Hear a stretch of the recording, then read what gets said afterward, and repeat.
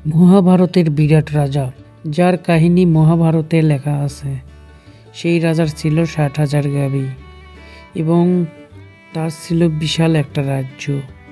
কোথায় ছিল তার রাজ্য এবং কী ছিল তার ইতিহাস, সেটাই আজকের ভিডিওতে আপনাদের মাঝে তুলে ধরার চেষ্টা করব। বন্ধুরা, রাজা বিরাট থেকে শুভেচ্ছা জানাচ্ছি। আমি মোহাম্মদ হুমায়ুন কবির হানিফ। আজকের এই ভিডিওতে বিরাট রাজার জীবী এবং ইতিহাস সম্পূর্ণটা আপনাদের মাঝে তুলে ধরার চেষ্টা করব। বন্ধুরা, বিরাট রাজার ঢিবিতে যাওয়ার জন্য সর্বপ্রথম আপনাকে দেশের যে কোনো প্রান্ত থেকে গাইবান্ধা জেলার গোবিন্দগঞ্জ উপজেলার চারমাথায় আসতে হবে। তারপর আপনাদেরকে গোবিন্দগঞ্জ কেন্দ্রীয় ঈদগাহ জামে মসজিদে আসতে হবে বা মাছহাটির সামনে আসতে হবে। এই দুইটা জায়গায় একই স্থানে। সেখান থেকে একটা অটোরিক্সা রিজার্ভ করে নিয়ে রাজাহার ইউনিয়নের রাজা বিরাট বাজারে চলে আসতে হবে। তারপর সেখানে আপনারা যে কাউকে জিজ্ঞাসা করলে সেই রাজা বিরাটের ঢিবি বা প্রত্নতাত্ত্বিক স্থানটি আপনাদেরকে দেখিয়ে দেবে। তো বন্ধুরা, আমার সামনে যে স্থাপনাটা দেখতে পাচ্ছেন, এটাই মূলত সেই বিরাট রাজার ঢিবি বা বাড়ি। এখন আমরা সেই দিকে যাব। দেখতেই পাচ্ছেন আস্তে আস্তে আমাদের সামনে সেই স্থাপনাটা বের হয়েছে। বন্ধুরা, দেখতেই পাচ্ছেন।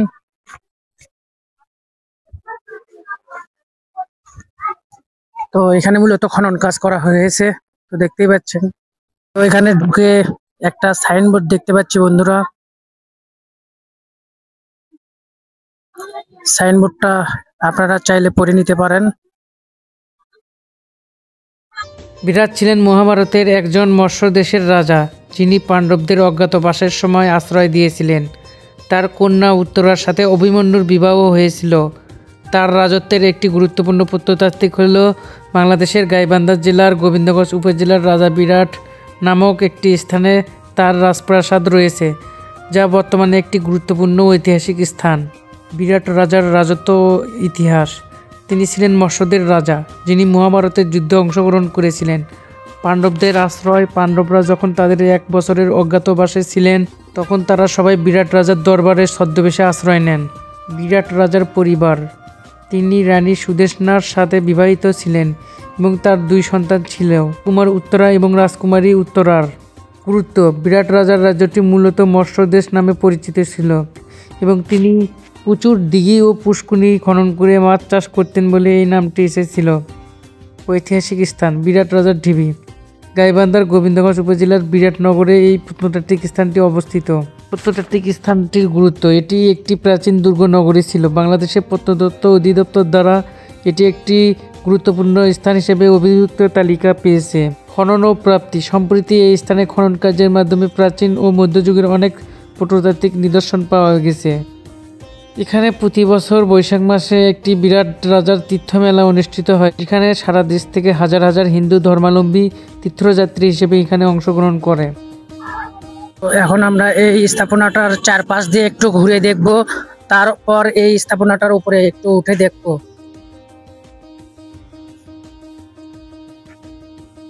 তো দেখতেই পাচ্ছেন এখানে বিভিন্ন ধরনের এখানে খনন কাজ করা হয়েছে।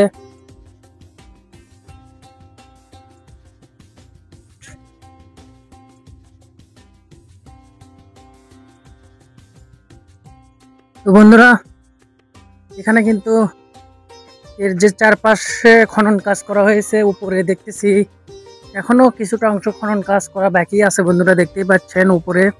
আর এর যে প্রাচীরের ইটগুলা, এগুলা দেখতে পাচ্ছেন কত প্রাচীন আর পুরাতন ইটগুলা দেখতে পাচ্ছেন বন্ধুরা। তো আমরা সেই স্থাপনার চারপাশ দিয়ে একটু ঘুরে ঘুরে দেখতেছি, কিছুক্ষণ পর এটার উপরে উঠবো। আর এর চারপাশে কিন্তু স্থাপনার চারপাশে কিন্তু বাড়িঘর আছে, স্থানীয় লোকজন এখানে বসবাস করে। তো বন্ধুরা, দেখতে পাচ্ছেন আমরা সেই প্রাচীন রাজা বিরাটের বাড়ির যে বা রাজপ্রাসাদের উপরে দিয়ে আমরা হেঁটে চলেছি।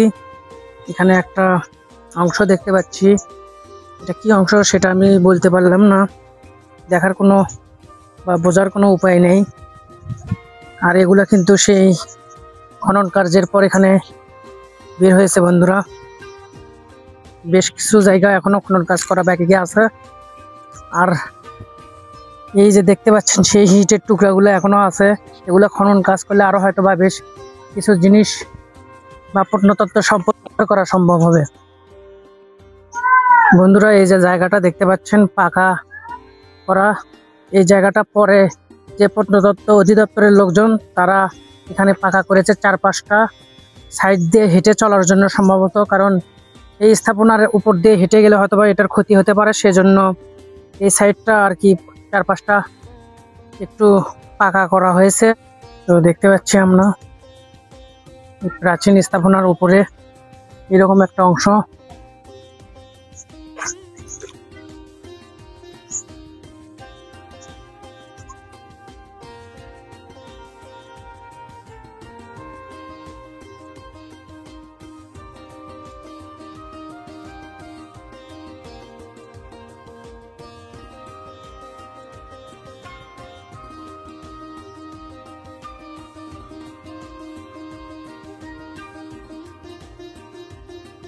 তো বন্ধুরা, দেখতে পাচ্ছি এই গ্রামের যে বাড়িগুলা, মাটির বাড়িগুলোর দেওয়ালেও সেই প্রাচীন ইটগুলো আছে।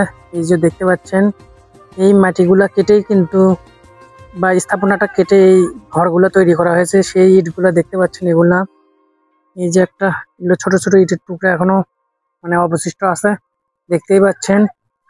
এখানে আরো যদি ভালোভাবে খনন করা হয় এলাকাটা, এখান থেকে আরো প্রচুর প্রাচীন স্থাপনা পাওয়া যাবে, প্রত্নতাত্ত্বিক সম্পদ। তো বন্ধুরা, এই যে ইটগুলা, এই ইটগুলা কিন্তু সেই শত শত হাজার হাজার বছরের পুরনো। সেই ইটগুলার আকার আকৃতি দেখেই বোঝা যাচ্ছে।